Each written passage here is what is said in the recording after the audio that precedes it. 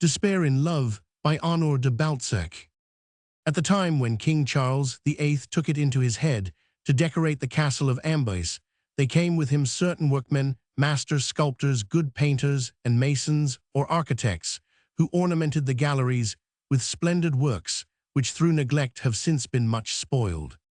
At that time, the court was staying in this beautiful locality, and as everyone knows, the king took great pleasure in watching his people work out their ideas. Among these foreign gentlemen was an Italian named Angelo Caparra, a most worthy young man, and in spite of his age, a better sculptor and engraver than any of them, and it astonished many to see one in the April of his life, so clever indeed there had scarcely sprouted upon his visage the hair, which imprints upon a man virile majesty. To this Angelo, the ladies took a great fancy, because he was charming as a dream, and as melancholy as a dove left solitary in its nest by the death of its mate, and this was the reason thereof this sculptor knew the curse of poverty, which mars and troubles all the actions of life. He lived miserably, eating little, ashamed of his pennilessness, and made use of his talents only through great despair, wishing by any means to win that idle life, which is the best all for those whose minds are occupied. The Florentine, out of bravado, came to the court gallantly attired, and from the timidity of youth and misfortune dared not ask his money from the king, who, seeing him thus dressed, believed him well with everything. The courtiers and the ladies used all to admire his beautiful works, and also their author, but of money he got none all. And the ladies, above all, finding him rich by nature, esteemed him well off with his youth, his long black hair and bright eyes, and did not give a thought to lucre, while thinking of these things, and the rest. Indeed, they were quite right, since these advantages gave to many a rascal of the court lands money, and all in spite of his youthful appearance. Master Angelo was 20 years of age, and no fool, had a large heart, a head full of poetry, and more than that, was a man of lofty imaginings.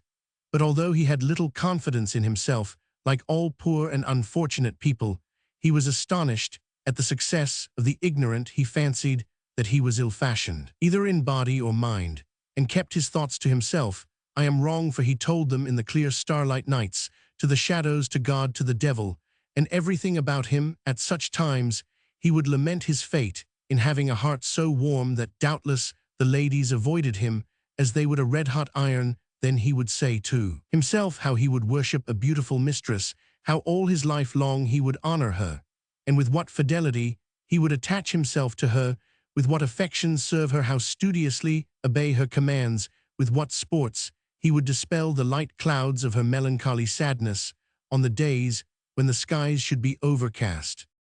Fashioning himself one out of his imagination, he would throw himself at her feet, kiss, fondle, caress, bite, and clasp her with as much reality as a prisoner scampers over the grass when he sees the green fields through the bars of his cell. Thus he would appeal to her mercy, overcome with his feelings, would stop her breath with his embraces, would become daring in spite of his respect, and passionately bite the clothes of his bed, seeking this celestial lady, full of courage when by himself, but abashed on the morrow, if he passed one by. Nevertheless, inflamed by these amorous advances, he would hammer away anew at his marble figures, would carve beautiful breasts to bring the water into one's mouth at the sight of those sweet fruits of love, without counting the other things that he raised, carved, and caressed with the chisels, smoothed down with his file, and fashioned in a manner that would make their use intelligible to the mind of a greenhorn, and stain his verdure in a single day. The ladies would criticize these beauties, and all of them were smitten with the youthful Caparra, and the youthful Caparra would eye them up and down, swearing that the day one of them gave him her little finger to kiss, he would have his desire. Among these highborn ladies, there came one day one by herself to the young Florentine, asking him why he was so shy, and if none of the court ladies could make him sociable, then she graciously invited him to come to her house that evening. Master Angelo perfumes himself, purchases a velvet mantle with a double fringe of satin, borrows from a friend a cloak with wide sleeves, a slashed doublet, and silken hose, arrives at the house, and ascends the stairs with hasty feet, hope beaming from his eyes, knowing not what to do with his heart, which leaped and bounded like a goat, and to sum up, so much overhead and ears in love that the perspiration trickled down his back. You may be sure the lady was a beautiful and Master Capara was the more aware of it, since in his profession he had studied the moldings of the arms, the lines of the body, the secret surroundings of the sex, and other mysteries. Now this lady satisfied the especial rules of art, and besides being fair and slender, she had a voice to disturb life, in its source to stir fire of a heart-brain, and everything, in short, she put into one's imagination delicious images of love without thinking of it, which is the characteristic of these cursed women. The sculptor found her seated by the fire in a high chair, and the lady immediately commenced to converse at her ease, although Angelo could find no other replies than yes and no, could get no other words from his throat nor idea in his brain, and would have beaten his head against the fireplace but for the happiness of gazing at and listening to his lovely mistress, who was playing there like a young fly in the sunshine, because which this mute admiration both remained until the middle of the night, wandering slowly down the flowery path of love. The good sculptor went away radiant. With happiness on the road, he concluded in his own mind that if a noble lady kept him rather close to her skirts during 4 hours of the night, it would not matter a straw if she kept him there, the remainder drawing from these premises certain corollaries. He resolved to ask her favors as a simple woman. Then he determined to kill everybody, husband, the wife, or himself rather, than lose the distaff, whereon to spin 1 hour of joy. Indeed, he was so mad with love that he believed life to be but a small stake in the game of love, since 1 single day of it was worth 1,000 lives. The Florentine chiseled away at his statues thinking of his evening, and thus spoiled many a nose thinking of something else. Noticing this, he left his work, perfumed himself, and went to listen to the sweet words of his lady with the hope of turning them into deeds. But when he was in the presence of his sovereign, her feminine majesty made itself felt, and poor Capara, such a lion in street, looked sheepish when gazing at his victim. This notwithstanding, towards the hour when desire becomes heated, he was almost in the lady's lap, and held her tightly clasped. He had obtained a kiss, had taken it much to his delight, for when they give it, the ladies retain the right of refusal, but when they left it to be taken, the lover may take 1,000. This is the reason why all of them are accustomed to let it be taken. The Florentine has stolen a great number, and things were going on admirably when the lady, who had been thrifty with her favors, cried, "My husband." And in fact, my lord had just returned from playing tennis, and the sculptor had to leave the place, but not without receiving a warm glance from the lady interrupted in her pleasure. This was all his substance, pittance, and enjoyment during a whole month, since, on the brink of his joy, always came the said husband, and he always arrived wisely between a point-blank refusal and those little sweet caresses with which women always season their refusals, little things which reanimate love and render it all the stronger. And when the sculptor, out of patience, commenced immediately upon his arrival the skirmish of the skirt, in order that victory might arrive before the husband, to whom no doubt these disturbances were not without profit, his fine lady, seeing desire written in the eyes of her sculptor, commenced endless quarrels and altercations. At first, she pretended to be jealous in order to rail against love, then appeased the anger of the little one with the moisture of a kiss, then kept the conversation to herself, and kept on saying that her lover should be good, obedient to her, will otherwise she would not yield to him her life and soul, that a desire was a small thing to offer a mistress, that she was more courageous, because loving more she sacrificed more, and to his propositions she would exclaim, "Silence, sir," with the air of a queen, and at times she would put on an angry look to reply to the reproaches of Capara, "If you are not as I wish you to be, I will no longer love you." The poor Italian saw, when it was too late, that this was not a noble love, one of those which does not mete out joy as a miser his crowns, and that this lady took delight in letting him jump about outside the hedge, and be master of everything, provided he touched not the garden of love.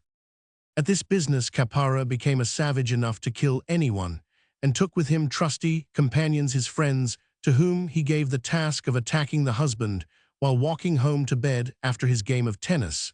With the king he came to his lady at the accustomed hour, when the sweet sports of love were in full swing, which sports were long-lasting kisses, hair twisted and untwisted, hand bitten, with passion, ears, as well indeed the whole business, with the exception of that especial thing which good authors rightly find abominable, the Florentine exclaims between two hearty kisses. "Sweet one, do you love me more than anything?" "Yes," said she, "because words never cost anything." "Well then," replied the lover, "be mine indeed, as in word." "But," said she, "my husband will be here directly." "Is that the only reason?" said he. "Yes. I have friends who will cross him, and will not let him go unless I show a torch at this window. If he complain to the king, my friends will say they thought they were playing a joke on one of their own set." "Ah, my dear," said she, "let me see if everyone in the house is gone to bed." She rose and held the light to the window, seeing which Caparra blew out the candle, seized his sword, and placing himself in front of the woman, whose scorn and evil mind he recognized. "I will not kill you, madame," said he, "but I will mark your face in such a manner you will never again coquette with young lovers whose lives you waste. You have deceived me shamefully, and are not a respectable woman. You must know that a kiss will never sustain life in a true lover, and that a kissed mouth needs the rest. You have made my life forever dull and wretched. Now I will make you remember forever my death, which you have caused. You shall never again behold yourself in a glass without seeing there my face. Also," then he raised his arm and held the sword ready to cut off a good slice of the fresh fair cheek, where still all the traces of his kiss remained, and the lady exclaimed, "You wretch! Hold your tongue," said he. "You told me that you loved me better than anything. Now you say otherwise. Each evening have you raised me a little nearer to heaven. With one blow you cast me into hell, and you think that your petticoat can save you from a lover's wrath. No. Ah, my Angelo, I am thine," said she, marveling at this man, glaring with rage. But he, stepping 3 paces back, replied, "Ah, woman of the court and wicked heart, thou lovest then thy face better than thy lover." She turned pale and humbly held up her face, for she understood that at this moment her past perfidy wronged her present love. With a single blow Angelo slashed her face, then left her house and quitted the country, the husband not having been stopped by reason of that light which was seen by the Florentines. Found his wife minus her left cheek, but she spoke not a word in spite of her agony. She loved her Caparra more than life itself. Nevertheless, the husband wished to know whence proceeded this wound. No one having been there, except the Florentine, he complained to the king, who had his workmen hastily pursued, and ordered him to be hanged at Blois on the day of execution.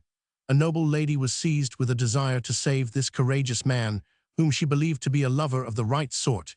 She begged the king to give him to her, which he did willingly, but Caparra, declaring that he belonged entirely to his lady, the memory of whom he could not banish, entirely entered the church, became a cardinal and a great savant, and used to say in his old age that he had existed upon the remembrance of the joys tasted in those poor hours of anguish in which he was at the same time both very well and very badly treated by his lady. There are authors saying afterwards he succeeded better with his old sweetheart whose cheek healed, but I cannot believe this, because he was a man of heart, who had a high opinion of the holy joys of love. This teaches us nothing worth knowing, unless it be that there are unlucky meetings in life, since this tale is in every way true. If in other places the author has overshot the truth, this one will gain for him the indulgence of the conclave or lovers.